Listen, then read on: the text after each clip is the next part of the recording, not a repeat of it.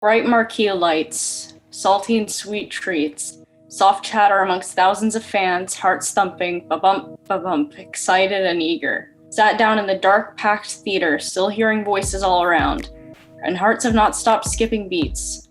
Eyes on friend, rather than on the screen in front. Then the lights dimmed. The music boomed. The screen lit up. The familiar logo graced its presence for what felt like the final time. She took my hand and squeezed it tightly. Unexpected but not shocking. This was going to be riveting.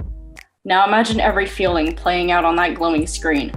A gut punch when the woman with flaming hair fell off the cliff, a waterfall of tears spilling from both of our eyes, tightly holding on to each other as we watched the fire burn out. Anger, fists clenched and teeth bared every time that purple villain showed his face. Surprise when a god loses his way or a monster finds its footing, or when a father and daughter interlock hands. Amazement when everything is restored. Fear when it is almost lost. Joy when they won again. Sadness when they lost for the final time.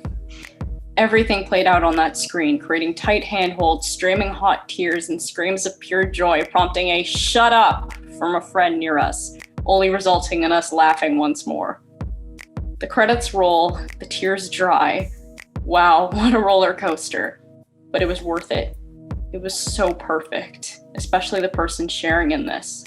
The girl with the bushy hair, the girl with the chipped nail polish and leather bracelets, the girl with the most intoxicating laugh, the girl who always has the right thing to say, the girl who has been there since childhood. As those credits scrolled, it clicked. The Endgame. She's the Endgame. I love her. She's the sister I never had, the friend who's always been there and will always be there till the end of the line.